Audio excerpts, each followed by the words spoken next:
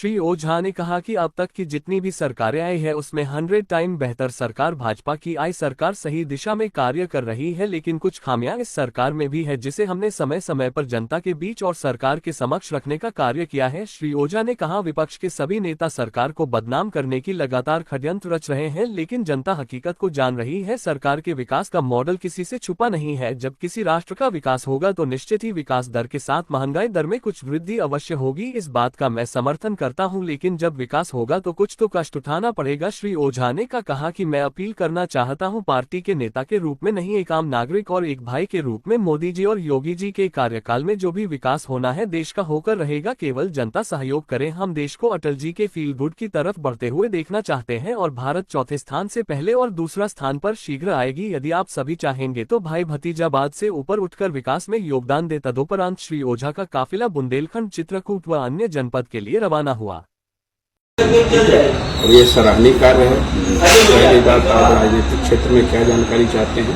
राजनीतिक क्षेत्र में ये जानकारी चाह रहे हैं नेताजी कि यहाँ जो भाजपा की जो लगातार 30 वर्षों से भाजपा के विधायक और सांसद हुए हैं, तो यहाँ जो विकास कार्य है क्या 30 वर्षों से जो होना चाहिए हुआ है कि कुछ कमी है? मैं बता रहा हूँ, देखिए, जहाँ सरकार की कमियां रहती हैं, मैं पहला ऐसा व्यक्ति हूँ जो पार्टी में रहते हुए भी विरोध करता हूँ। आप प्रदेश लेवल मैं प्रदेश का उपाध्यक्ष हूँ और जहाँ कमी रहती है मैं तुरंत विरोध करता हूँ। अभी जैसे देखिए 2 दिन पहले एथेनॉल पे पत्रकारों ने बात किया कि पेट्रोल में एथेनॉल मिलाया जा रहा है, तो उन्होंने कहा भाजपा में भी परिवारवाद थोड़ी बहुत शुरू हो गई। एथेनॉल अगर आप मिला रहे हैं तो एथेनॉल का दाम लीजिए, पेट्रोल का दाम लीजिए। टोल टैक्स में उसको सेना वाले को मारा गया, उसका भी मैंने विरोध किया। टोल वो तो बंद होना चाहिए।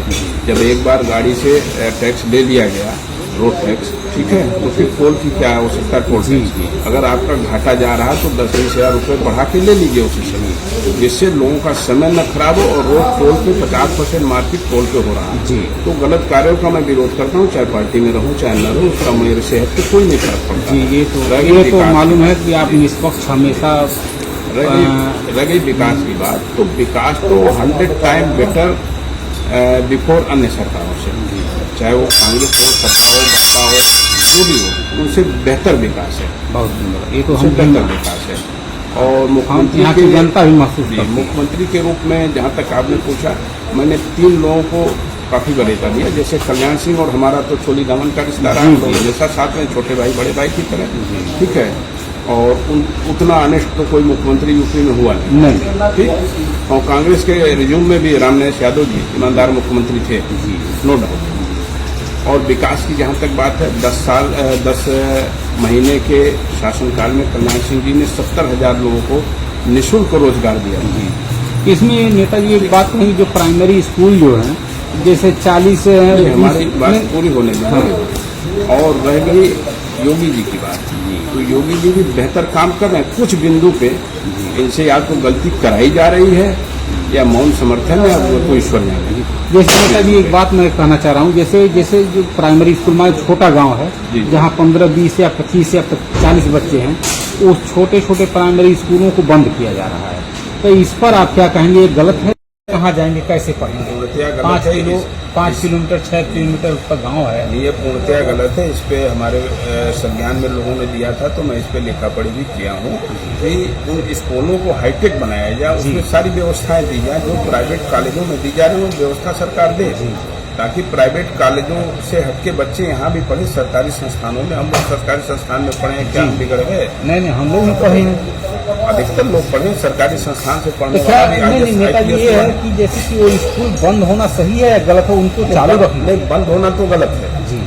उस पे बच्चे कहाँ जाए? उस पे 5 किलोमीटर कड़ाई से एक नियम उस पे बैठा दिया जाए कि टीचर समय से आ रहे हैं, टीचर समय से आ रहे हैं कि नहीं। उस गांव में 20 बच्चे हैं, 25 बच्चे हैं, क्या उन बच्चों के लिए कोई सरकार की जिम्मेदारी नहीं होती? बिल्कुल जिम्मेदारी बनती है। अगर वो बंद हो जाएगा तो वो बच्चे कहाँ जाएंगे? 20-25 पास इतना पैसा नहीं। पूरे प्रदेश में ऐसे अगर 100 स्कूल हैं तो 20 कि अगर रेशियो लगाया जाए तो सैकड़ों बच्चे हो गए, हजारों बच्चे हो गए, तो बच्चों का भविष्य अंधकार में जा रहा है।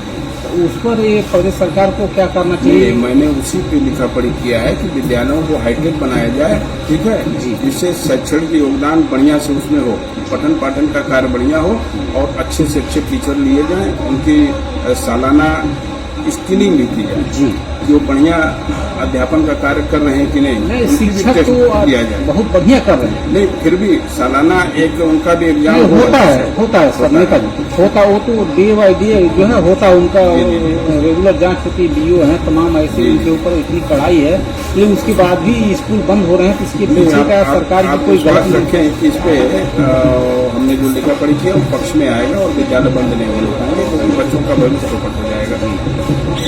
और दूसरी बात है कि जैसे धार्मिक स्थल से बूढ़ी माई का मंदिर आप यहाँ आए हैं, एक बहुत प्राचीन मंदिर है, तो यहाँ पर विकास कार्य और क्या होना चाहिए, किस तरीके का होना चाहिए?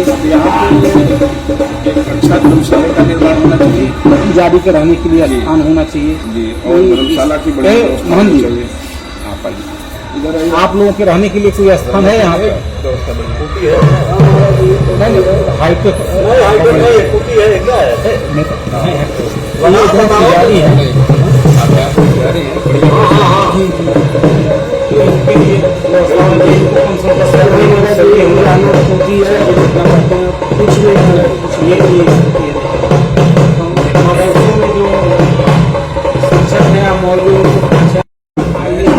आप हमें कल लिख के भिजवाएंगे, आप आ जाएंगे, ठीक है। सैलरी के लिए होगी मांग सरकार से, सैलरी भी मिलेगी, रहने के लिए हाईटेक अच्छी व्यवस्था हो और कम से कम 50 कमरे का धर्मशाला बनाए जी, जिससे जो आने वाले सैलानी हैं यात्री भी हैं वो इसमें आराम कर सकें। ठीक है, धन्यवाद।